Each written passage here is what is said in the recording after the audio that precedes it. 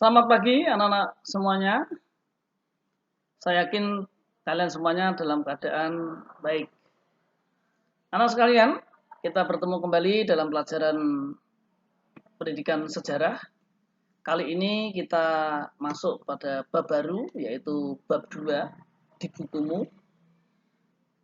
Ya, yang judulnya adalah pengaruh Hindu-Buddha di Indonesia. Namun sebelum kita membahas tentang pengaruh Hindu-Buddha di Indonesia, Bapak akan jelaskan sedikit tentang perkembangan agama Hindu-Buddha di India. Harapan setelah dijelaskan materi ini, kalian dapat menjelaskan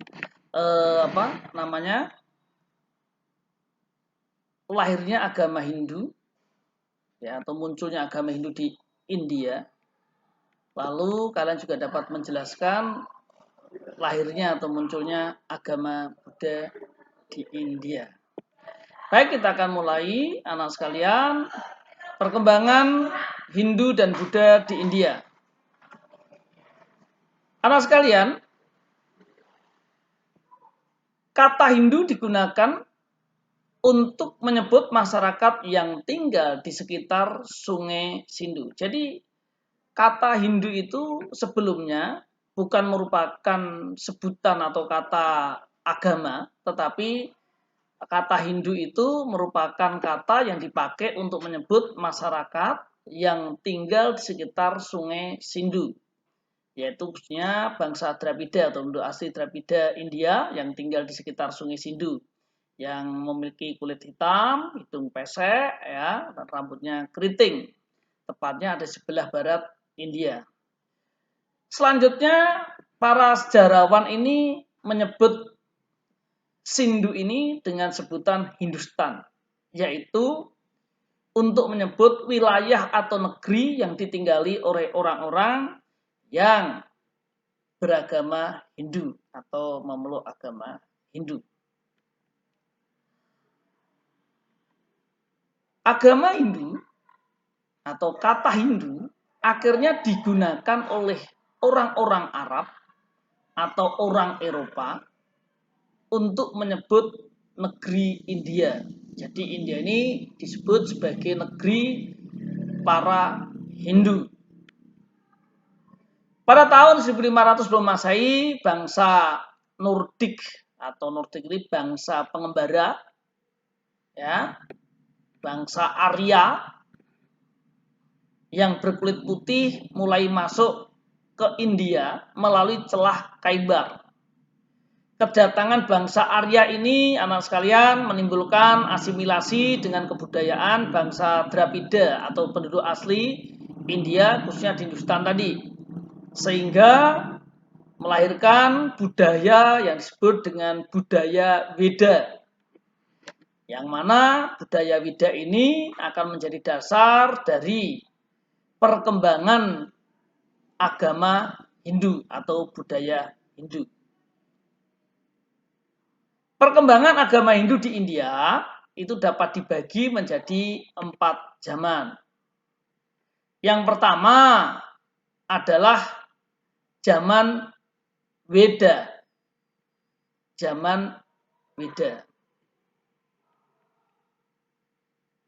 Zaman Weda ini, anak sekalian, berlangsung sekitar 1500 sebelum Masehi. Pada zaman ini masyarakat banyak mengenal dewa.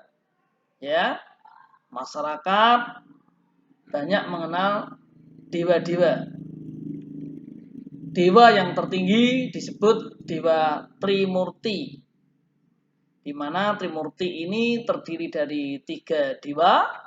Yang pertama adalah Dewa Brahmana, merupakan dewa pencipta alam semesta. Ini digambarkan dengan sosok manusia yang kepalanya 4, punya tangan 4, ya, di kepalanya 4 penjuru.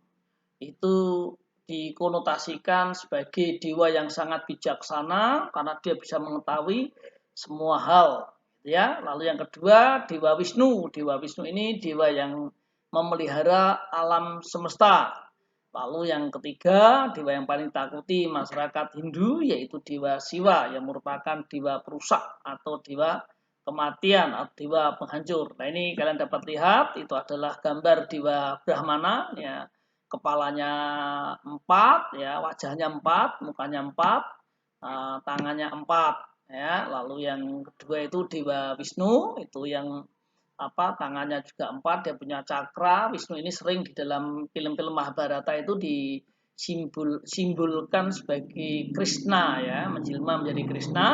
Yang ketiga itu dewa jiwa, ya, ini dewa perusak. Dia kalau sudah marah, dia akan berdiri, dia nari di atas kendang, ya, dia pada waktu dia nari maka terjadi gempa bumi. Kendaraannya disebut sapi, namanya sapi Andini. Itu sebabnya orang-orang Hindu tidak diizinkan makan daging sapi atau membunuh sapi. Anak sekalian, untuk menjaga kemurnian darah bangsa Arya agar tidak bercampur dengan bangsa Dravida, maka masyarakat dibagi dalam tingkatan-tingkatan sosial. Ya, saya ulangi, untuk menjaga kemurnian darah bangsa Arya yang putih tadi, yang cakep, agar tidak bercampur dengan bangsa Dravida, ya, yang darahnya yang warnanya kulitnya hitam, sehingga bangsa Arya takut dikotori, maka masyarakat saat itu dibagi di dalam kelompok-kelompok atau golongan-golongan atau tingkatan-tingkatan sosial yang disebut kasta. Jadi anak sekalian, kalau kasta itu merupakan tingkatan-tingkatan, tetapi kalau perbedaan itu namanya diferensiasi. Diferensiasi itu laki-laki perempuan. Itu diferensiasi karena tidak ada tinggi rendahnya. Saya ini sebagai guru sama dokter tinggi mana? Sama, karena sama-sama sarjana. Tetapi di masyarakat orang kan berpikirnya, wah tinggi dokter, Pak. Enggak. Dokter sama guru ini diferensiasi. Ini cuma perbedaan profesi saja. Tetapi kalau kasta itu tingkatan-tingkatan, tinggi rendah. Ya, itu namanya kasta. Kasta ini merupakan cerminan dari tubuh dewa Brahmana. Jadi anak sekalian, mereka menciptakan kasta. Kasta-kasta ini disimbolkan dari tubuh dewa Brahmana. Ada beberapa kasta yang dikenal di India. Yang pertama adalah kasta Brahmana. Kasta Brahmana ini merupakan kasta yang paling tinggi, yaitu merupakan kastanya para pendeta, ya, yang keluar dari kepala dewa Brahma.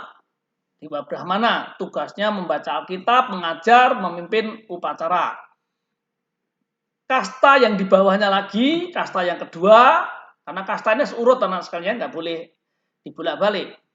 Kasta kesatria. Kasta kesatria ini kastanya para raja, para bangsawan, para tentara. Ini keluar dari tangannya Dewa Brahma. Tugas kasta kesatria yaitu untuk memerintah dan berperang. Kasta yang ketiga atau tingkatan ketiga itu disebut kasta Waisya.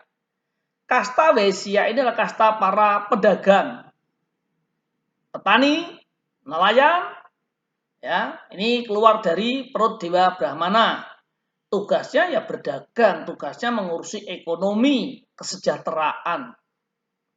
Kasta yang keempat namanya kasta Sudra. Kasta Sudra ini kasta pelayan, buruh, budak, dan lain-lain. Ini keluar dari kakinya Dewa Brahmana, maka paling capek dia, namanya budak. Tugasnya yang melayani. Ya, tugasnya melayani. Ini kasta paling rendah. Anak sekalian, selain 4 kasta itu, di India juga dikenal satu kasta yang merupakan kasta yang tidak keluar dari tubuhnya Dewa Brahmana, disebut kasta Parya. Kasta Parya ini karena dia tidak keluar dari tubuhnya Dewa Brahma, maka kasta ini tidak diakui. Ya, dia dilihat aja tidak boleh, apalagi bersentuhan dengan kelompok masyarakat ini tidak boleh. Nah, kelompok masyarakat kasta Parya ini adalah kelompok penabuh kendang, penari, orang-orang yang nekat, ya, kawin antar kasta sehingga dikeluarkan dari kasta. Dia masuk kasta Parya. Pak, kenapa penabuh kendang penari itu kok disebut kasta hina, tidak boleh dilihat, tidak boleh dipandang, nggak boleh disentuh, paria? Ya, anak-anak sekalian, karena kendang diyakini terbuat dari kulit sapi, sedangkan masyarakat Hindu sangat memuja sapi, sapi dianggap dari kendaraan dewa Siwa, tetapi masyarakat India atau sekelompok masyarakat sana ada yang memotong sapi, kulitnya jadikan kendang, ditabuh-tabuh, lalu orang menari. Ini dianggap penghinaan kepada dewa Siwa. Itu sebabnya ini disebut kasta yang paling hina, tidak boleh dipandang, apalagi bersentuhan, tidak boleh. Yang berikutnya anak sekalian, tadi zaman Weda, sekarang zaman Brahmana. Pada zaman Brahmana ini, kaum Brahmana merupakan kaum yang paling berpengaruh, kaum yang mendominasi kehidupan masyarakat. Apa-apa itu urusannya Brahmana. Dia memimpin upacara ya Brahmana. Mengangkat raja ya Brahmana, menikahkan ya Brahmana. Ya, pada zaman ini pula mulai disusun tata cara upacara-upacara dalam sebuah kitab yang disebut Kitab Weda. Diatur upacara-upacara untuk mempersembahkan persembahan-persembahan atau sesaji-saji kepada dewa-dewa. Nah, ini pada zaman Brahmana. Zaman yang ketiga adalah zaman Upanishad. Ini sekitar 750 tahun yang lalu sampai dengan tahun 500 sebelum Masehi. Zaman ini orang tidak hanya mementingkan upacara saja, seperti di zaman tadi Weda dan Brahmana, tetapi pada zaman ini orang mulai mengasah pikirannya, mengasah batinnya. Maka pada zaman Upanishad ini mulai disusun filsafat berdasarkan Weda, mulai disusun Tripitaka. Orang mulai melogika semua tatanan aturan. Maka pada zaman ini filsafat sangat berkembang pesat. Filsafat itu dari dua kata, philia dan sophia. Philia itu adalah cinta, sophia itu kebenaran. Artinya filsafat adalah orang-orang yang cinta kebenaran. Zaman yang keempat adalah zaman Buddha. Ini berlangsung sekitar 300 sebelum Masehi. Zaman Buddha ini merupakan zaman akhir daripada Hindu, karena nanti munculnya agama Buddha. Pada zaman ini dimulai sejak lahirnya seorang anak raja Asoka, ya, yaitu Suddhodana, yang bernama Siddhartha Gautama. Dia mulai bisa menafsirkan isi kitab Weda dari sudut pandang yang lain, sehingga lahirlah agama Buddha. Ya, jadi Siddhartha Gautama tidak lagi mendekatkan diri dengan Tuhan dengan sesaji, mengandalkan kepada Brahmana, tetapi dia mendekatkan diri kepada Tuhan dengan cara bersemedi. Mendekatkan diri kepada Tuhan dapat dilakukan oleh pribadi lepas pribadi. Itu zaman Buddha. Dengan demikian, zaman Hindu saat itu berakhir, muncullah zaman Buddha. Berkembangnya agama Buddha di India. Berkembangnya agama Buddha di India, anak sekalian, nggak lepas dari lahirnya tadi Siddhartha Gautama. Sebenarnya kata Buddha ini merupakan sebutan bagi orang-orang yang telah mencapai kesempurnaan hidup. Jadi Buddha ini digunakan untuk menyebut orang-orang yang sudah mencapai kepada kesempurnaan hidup. Muncul dan berkembangnya agama Buddha tidak dapat dipisahkan dari peristiwa kelahiran seorang anak namanya Siddhartha Gautama. Dia adalah anak Raja Asoka dari Kapilavastu, yaitu Suddhodana dengan Ratu Maya. Siddhartha lahir di Taman Lumbini sekitar tahun 563 sebelum Masehi. Ia disebut juga sebagai seorang Sakyamuni, yang artinya adalah orang yang bijaksana dari suku Sakya. Siddhartha Gautama menjadi Buddha itu melalui 4 peristiwa. Peristiwa yang pertama adalah peristiwa di mana Siddhartha Gautama itu melihat orang tua. Jadi pada waktu Siddhartha Gautama lahir, anak-anak sekalian, menurut cerita, itu kelahirannya penuh dengan keajaiban. Waktu dia lahir, dia bisa langsung jalan, dan bekas telapak kakinya itu tumbuhlah bunga-bunga teratai. Dan waktu itu dia berkata, inilah kelahiranku yang pertama dan terakhir. Orang tuanya sangat heran melihat atau mendengar perkataan anaknya ini. Maka dia panggillah para ahli, para bijak, ya, peramal-peramal untuk meramal akan jadi apakah anaknya kelak kemudian hari. Betapa kagetnya Raja Sudana dan Permaisuri pada waktu dia mendengar ramalan bahwa anaknya ini nanti akan menjadi seorang pertapa. Sedih dan duka melanda orang tuanya karena hartanya banyak, kekuasaannya besar. Kalau anaknya jadi pertapa, maka akan diwariskan kepada siapa? Maka sang raja membuatkan istana yang indah dengan semua karyawannya atau pelayan-pelayan yang cakap-cakap, yang baik-baik, yang cantik-cantik, yang ganteng-ganteng untuk melayani Siddhartha Gautama. Singkat cerita, Siddhartha Gautama bisa keluar dari istana. Pada waktu dia keluar dari istana, dia melihat orang sakit dan dia tanya kepada pembantunya, ini kenapa? Oh Tuan, ini adalah orang sakit. Semua manusia bisa sakit, termasuk Tuhan juga bisa sakit. Maka sedihlah hati dia. Dia lalu bergumul tiap hari. Lalu saat dia keluar lagi, dia ketemu dengan pertama tadi ketemu dengan orang tua, nah sekalian, ketemu orang tua. Orang tua, dia cerita semua orang akan menjadi tua. Lalu dia ketemu orang sakit, dikatakan bahwa dia akan ketemu orang tua dan akhirnya ketemu dengan orang menjadi sakit. Habis sakit, dia mulai gelisah. Ternyata semua orang bisa sakit. Waktu dia keluar lagi, dia ketemu dengan orang mati. Maka dia tanya, itu kenapa kok diangkat rame-rame? Oh itu orang mati Tuhan. Semua orang akan mengalami mati termasuk Tuhan. Maka dia sedihlah hatinya. Dia ketemu, oke, ternyata dia yang tampan bisa menjadi tua dan akhirnya sakit dan akhirnya mati. Ya, lalu dia bertanya-tanya, maka dia akhirnya anak sekalian ya memutuskan untuk pergi ke hutan. Dia meninggalkan istananya, lalu dia bertemu dengan seorang pertapa, dia banyak diskusi di sana, lalu dia bertapa, dan ternyata saat dia ketemu dengan pertapa, dia tidak menemukan hakikat kehidupan. Ya, sampai akhirnya Siddhartha Gautama memutuskan ya dia melakukan meditasi di bawah pohon bodhi dan saat itulah dia mencapai kesempurnaan hidup. Dia mendapat pencerahan sehingga dia menjadi Samma Sambuddha. Dia menjadi orang yang sempurna ya di usianya 35 tahun saat bulan purnama.